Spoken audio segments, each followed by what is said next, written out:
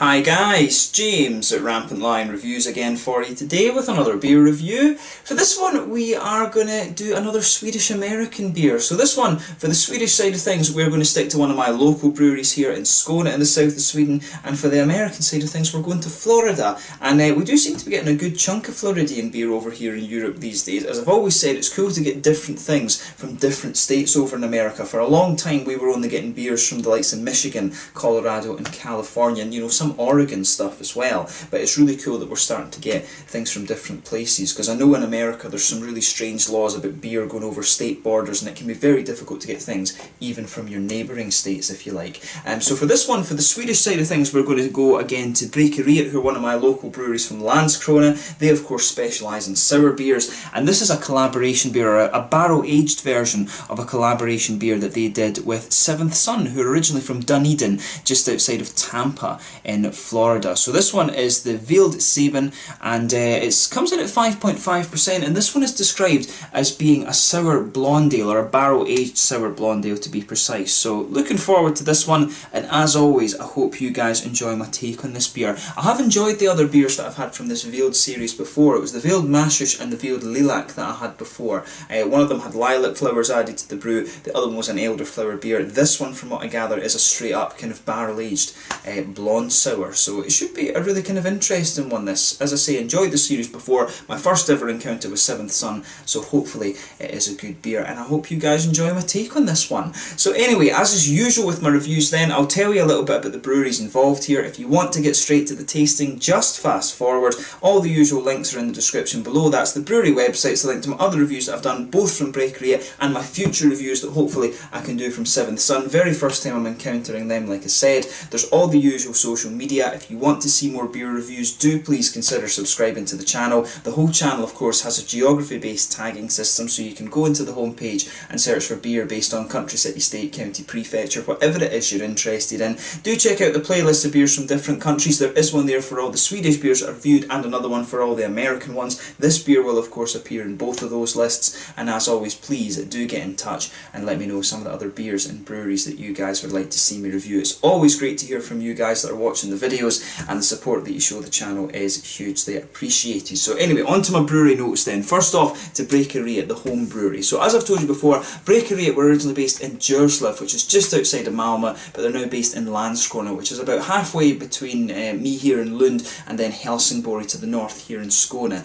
in the south of Sweden. But the company was founded back in 2011 by the Ek brothers. So this is Fredrik, Christian and Andre, and they're a specialist brewery in wild beers, or wild ales, sour beers, however you want to term it, that use Brettanomyces and Lactobacillus. They were the first brewery in Sweden to do this, and as far as I know they remain the only solely specialised beer, sour beer brewery in the country. And it's a bit of a business risk that, when you think about it. Sour beers need a lot of aging and stuff like that, and it is a little bit more of a difficult product to sell, I guess, in the craft beer climate. But Brekeriet, as I've told you before, are one of the Swedish breweries that you do really need to check out. They do some pretty damn awesome stuff, I have to say. But the original brew house was in Djursland. It was actually an old commune brewery for the farmers, and they brewed their first beers there back in 2012, and this brewery had a very modest production of only 500 litres of beer per brew, which gave them an annual capacity of around 38,000 litres. But in 2015 they moved to their new facility in Landskrona, which can produce 20 hectolitres of beer per brew, and they now have a fermentation capacity there of 80 hectolitres as well. Apparently for a while they were producing their wild bunch beers continuously in Landskrona, but some of the sour patch ones were still being produced in Djursland. But from what I understand, all of the beer production has now been moved up to Landskrona. And one of the other interesting things about this brewery as well is that in 2014 they caused a little bit of a stir because they withdrew completely from Systembolaget, which is the government monopoly over here, which sells alcohol. The rule of course in Sweden is that if it's above 3.5% it has to go into the Systembolaget. You can't sell anything above 3.5% alcohol in the supermarkets in Sweden. But they cited the bureaucracy of this system because there are some kind of strange rules in there, and they decided to focus on their exports instead. So for a while with Brekeriet you could only get their low ABV beers in the supermarkets, and you had to go across to Denmark or Norway or whatever to actually get some of their other beers. They were focusing really on their exports for a while. while, but since 2016 they've returned to Systembolaget, and there does seem to be a little bit more flexibility in the system for them, which is really good. That is one of the kind of bad things about Systembolaget, I would say, is that they do need to be a little bit more flexible in things for the craft breweries, so that they can get things in there. But yeah, an interesting brewery, as I say, specialised in sour beers. If you like the style, Brekeriet are probably one of the best European sour beer breweries that you're going to come across. And there are some other really good sour beer breweries here in Sweden. Dugas Brewery, they do some sour beers as well. There's also Temple Bryghus from Uppsala, and also Örebro Bryghus are doing some things as well. And I think there are a few other little ones that are popping up here and there that I've not encountered yet. So I do need to make sure I try and review some of the other Swedish beers, sour beers for you at some point. But you can check out all those reviews, check out my Swedish playlist and stuff like that. And if you want to learn more about Brekeriet, do check the links in the description below. But anyway, on to the American side of the brewery then, 7venth Son. And as I said, this is my first encounter with them. So 7venth Son, as I told you before, are based in Dunedin in Florida, which is very close to Tampa, and they were founded back in 2012 by Devon Krebs. So she had apparently graduated from Oregon State University with a degree in fermentation science, and she was then hired to work at Anheuser-Busch's pilot facility in Cartersville, and then she eventually moved up into management there. Later she decided though to move to Atlanta in Georgia, and she became the production manager at Sweetwater Brewing, and she played a major role apparently in helping those guys expand considerably. And later she and two friends looked into opening up a brewery in the Tampa Bay area, and the two friends did help her set up the company, but they've since left actually.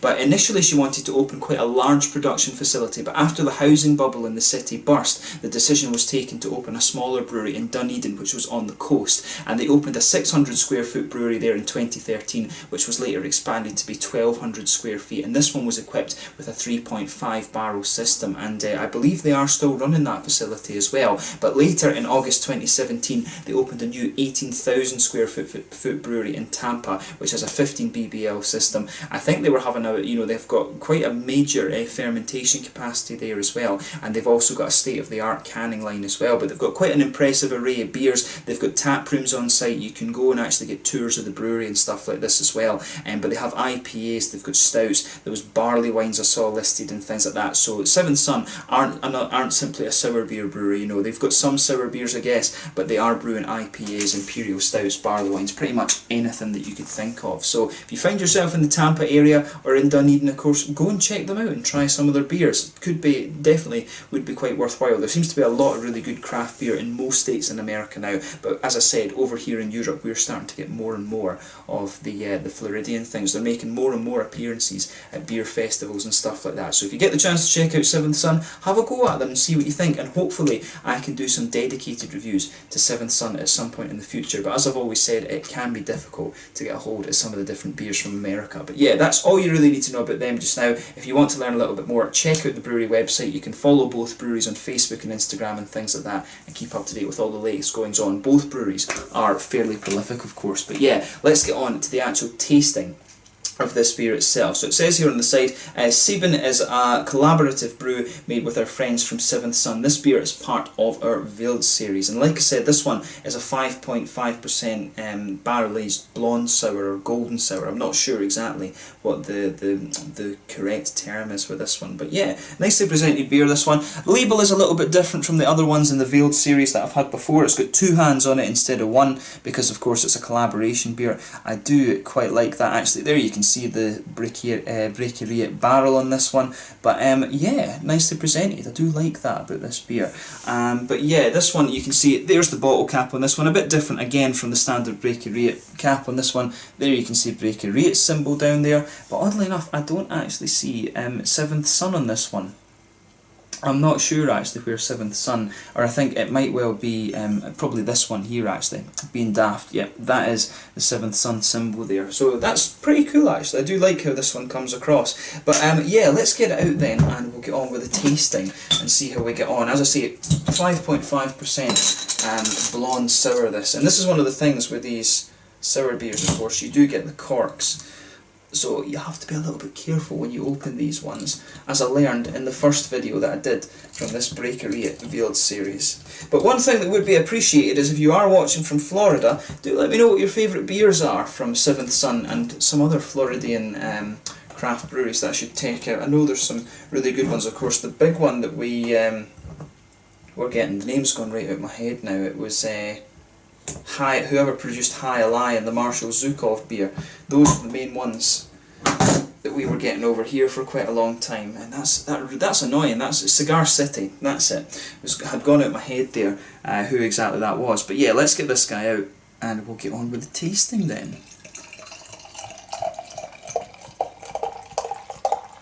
Just watch with this. Look at that. That's a beautiful blonde colour, this one. You can smell some of the oaky vanilla qualities out of this as you open it up, and of course you get it smells very fresh. I always find that with these sour beers, that they smell very, very fresh. We can get rid of the computer now because we've read the brewery notes, and there we go. So yeah, as you can see with this beer, it's poured a nice bright golden blonde colour. Just look at that. Solid finger of a perfect white.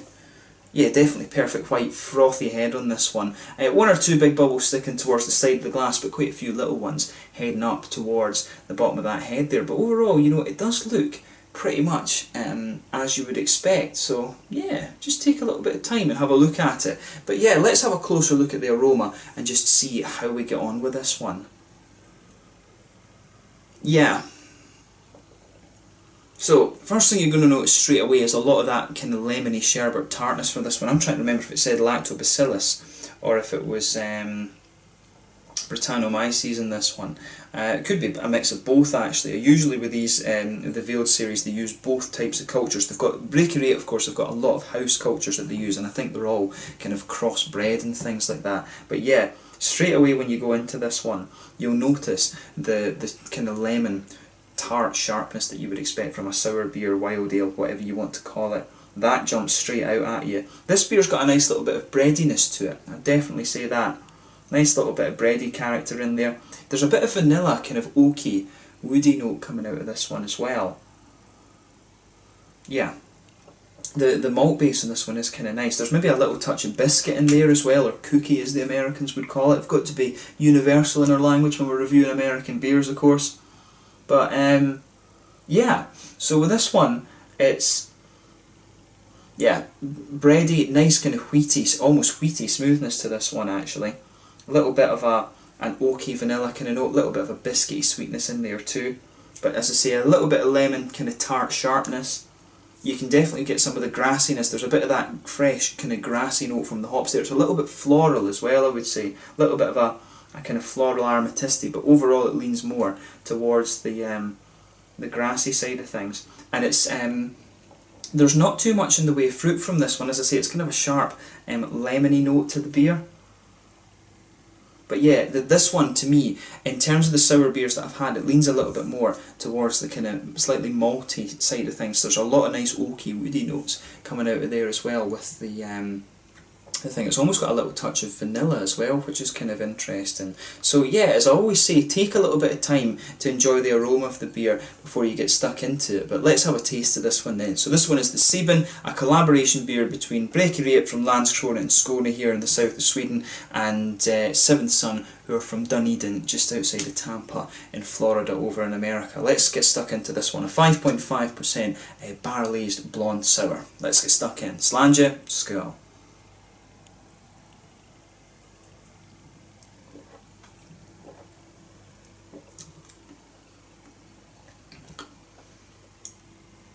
Yeah, so I mean,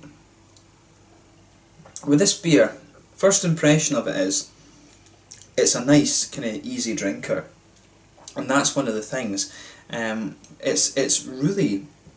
really is kind of smooth. I'm trying to remember how much I would have paid for this beer. I think it must have been around like 50 crowns, something like that, 50 Swedish crowns, which is about the equivalent of maybe maybe $7, $8 over in America, something like that, and the equivalent of about €7, €8.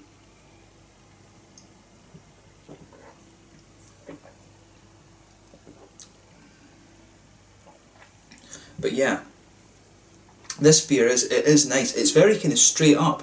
It's not as complex as the other ones that I've had out of the Vild series, but it's just got a really nice kind of smooth flavour to it. That's my first thought with this one, is just how easy it is to drink and how smooth the flavours are and things like that. So with this beer, straight up in the middle of your palate, you get that nice kind of white wheaty, bready quality, that blankets the middle of your tongue, and you start to get a little bit more of the complexities out of it later. You know, you've got a little bit of that kind of oaky, vanilla type quality to the beer.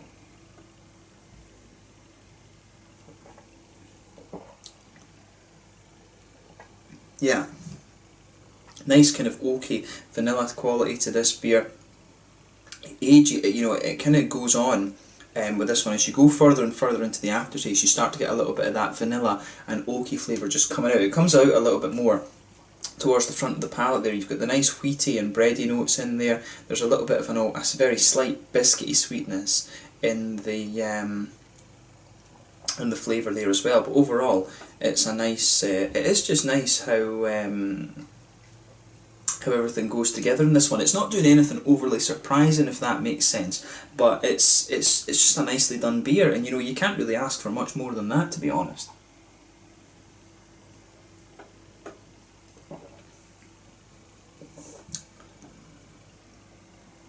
Yeah, I mean, as I say, everything in this just goes together really quite nicely. So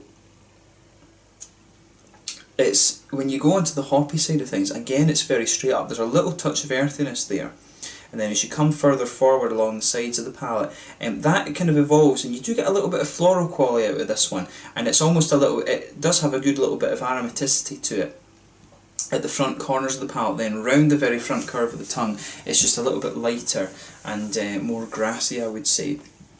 And then behind the front curve of the palate, that's of course where you get that little oily bubble, where those juicy fruity esters start to come out of the beer.